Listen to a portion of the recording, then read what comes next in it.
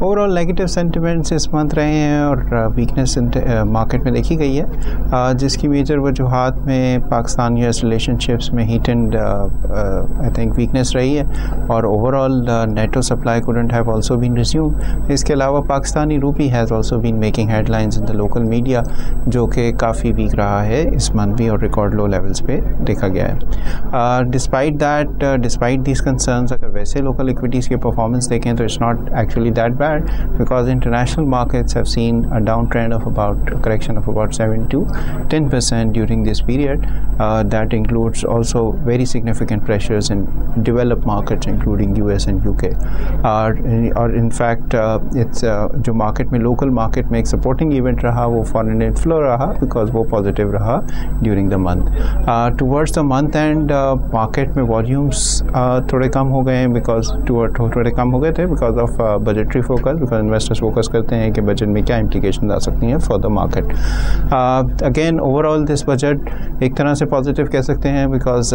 CGT ordinance जो market के लिए काफ़ी एक इवेंट रहा है वो इंडोर्स हुआ है इन द बजट और इनकॉर्पोरेट किया गया फाइनेंस बिल में, which now awaits endorsement in to B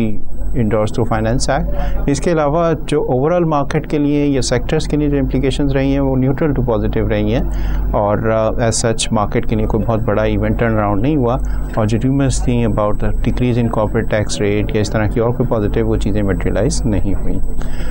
so again आगे जाके जो इम्पॉर्टेंट चीज़ें हैं मार्केट को ड्राइव करेंगी again US Pakistan relations that we have been highlighting and talk about in our every FMR again because of their implications for the inflows, और वो inflows होते हैं तो again they have implications for both the fiscal policy and monetary policy और specially in the context of being in election year तो वो inflows sizeable magnified impact हो सकते हैं, उससे capex plans PHTP plans drive हो सकते हैं, सिमिलरली मॉनेटरी पॉलिसी की इम्प्लीकेशंस भी हो सकती हैं। सो वो एक इम्पॉर्टेंट इवेंट है। Despite that if we again look at the valuations at KSE तो about 6 times earnings, that is 16 about close to 16% earnings yield, 8% dividend yield and 15% plus earnings growth over the next year. ये बहुत ही attractive valuations हैं that are difficult to ignore. So what again in terms of our investment strategy हमारी जो allocations हैं वो although कम levels पे रही हैं but our focus has been mainly to buy on dips and again we don't see an overall negative view for the market but again we see कि pressures हो सकते हैं economic data points के और overall economic environment के market पे जिसको हम opportunity लेंगे for the market to increase our allocations.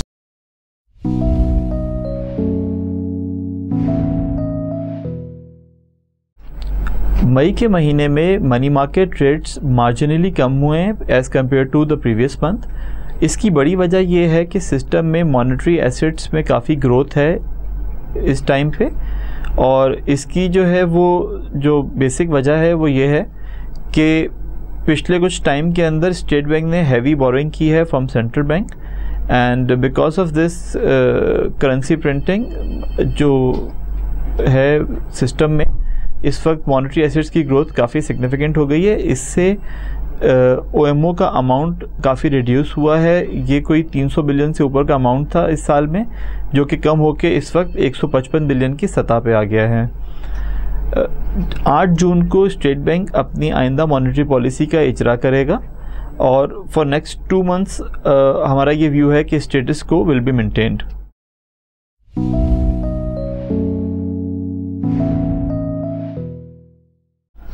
जहाँ तक मैक्रो इकोनॉमिक इंडिकेटर्स का ताल्लुक है उसमें सबसे पहले हम बात कर लेते हैं CPI इन्फ्लेशन के बारे में।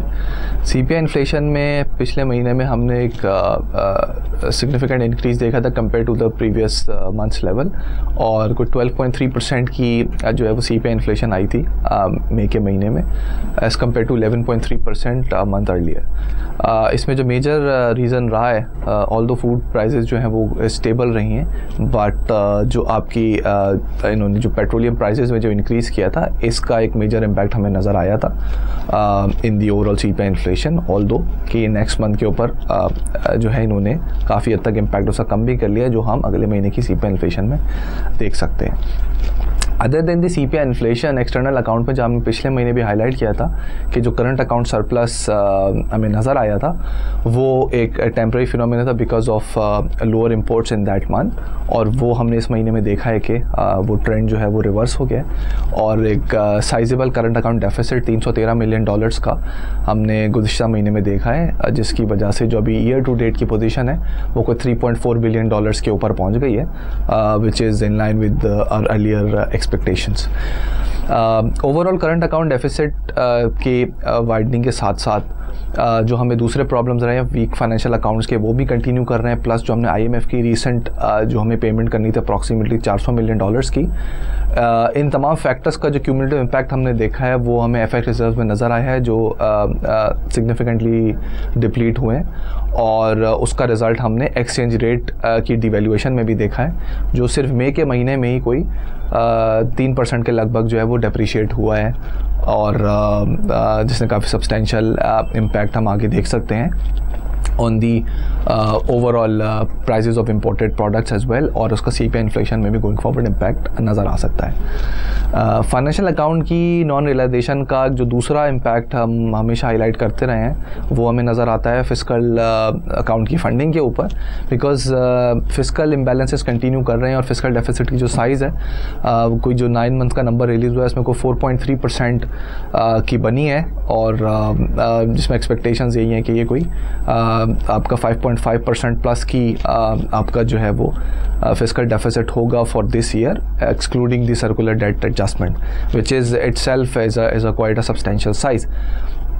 नॉट ओनली फिस्कल डेफिसिट की साइज़ एक बड़ा इंपॉर्टेंट इशू है, उसके अलावा जो उसकी फंडिंग प्रोफाइल है वो एक मेजर इशू है, और फॉरेन फ्लोज के ना होने की वजह से गवर्नमेंट की टोटल जो फोकस है वो डोमेस्टिक सोर्सेज ऑफ फंडिंग के ऊपर ही रही है, और उसमें ही जो सबसे ज़्यादा अलार्मिंग चीज़ है वो है government borrowing from state bank to fund its deficit, और इसका लेवल कोई 400 बिलियन के ऊपर रहा है as per the last release number on the monetary aggregates. Outlook के हवाले से अगर हम बात कर लें तो अभी नेक्स्ट वीक में जो स्टेट बैंक की जो मॉनेटरी पॉलिसी है फॉर द नेक्स्ट 2 मंथ्स, उसमें ऑल्दो इन्फ्लेशन की जो अभी तक ईयर टू डेट एवरेज रही है वो काफ़ी कंटेन्ड है, 11% के करीब एवरेज है, which is lower than the discount rate और जो ओवरऑल साल का टारगेट्स थे स्टेट बैंक और गवर्नमेंट ऑफ पाकिस्तान के। तो although that factor is in their favour, but on the other hand अगर हम एक्सटर्नल अकाउंट की जो वॉलिटिलिटी जैसे मैंने हाईलाइट किया पहले, उसके अलावा फिस्कल डेफिसिट के जो प्रॉब्लम्स हैं ये काफ़ी ज़्यादा अलार्मिंग लेवल्स पे पहुंच गए हैं। So if you combine these variables तो हमें लगता है कि इस मरतबा भी स्टेट बैंक जो है वो थोड़ा सा कॉशियस स्टांस रखेगा, और द मोमेंट वो स्टेटस को मेंटेन करेगा, डिस्पाइट के फिस्कल डेफिसिट एक्सटर्नल साइड पे प्रॉब्लम्स चल रहे हैं, बट इन्फ्लेशन से थोड़ा सा इनको क्वेश्चन मिला है। सो इस बिना पर जो इनका ओवरऑल आउटकम हमें लगता है कमिंग मॉनेटरी पॉलिसी में वो स्टेटस को का लगता है, और गोइंग फॉरवर्ड जो स्टेट बैंक की जो मॉनेटरी पॉलिसी की डायरेक्शन होगी उसमें इन तमाम इंडिकेटर्स के साथ साथ जो एक बड़ा वेरिएबल है वो फॉरेन फ्लोज का ही रहेगा, whether it's from the coalition support fund US के साथ, और जो दूसरी डोनर्स एजेंसी से हम फ्लोज एक्सपेक्ट कर सकते हैं like world bank and Asian development bank वगैरह। सो ये एक इंपॉर्टेंट रोल प्ले करेंगे the overall liquidity and interest rate direction going forward.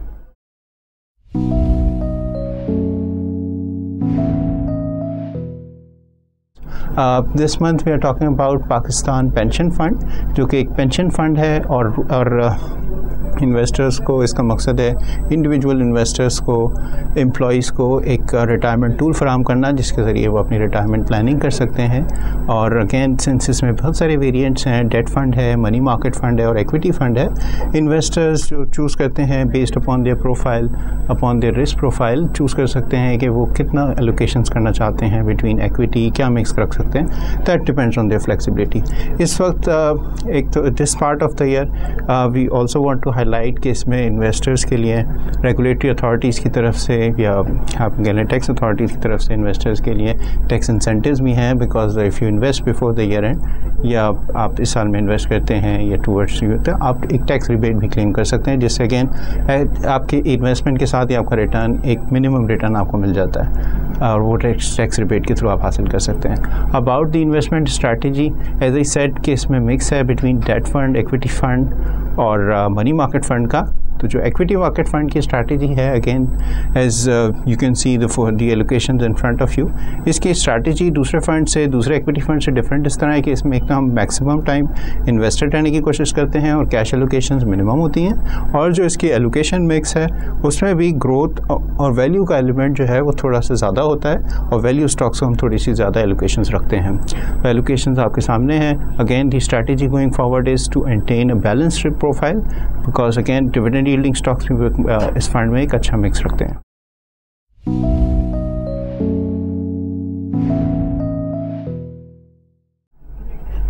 MCB cash management optimizer का return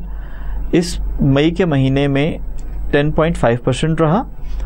keeping in view the current interest rate scenario, I think 10.5% का return is a very good and healthy return. We will definitely try to maintain it going forward as well. हमने slightly अपनी allocation में change की है, कुछ हमने investment टीबिल्स में और टीडीआर्स में बढ़ाई हैं इस महीने में, और हमारी जो ड्यूरेशन है इस महीने में वो 46 डेज़ है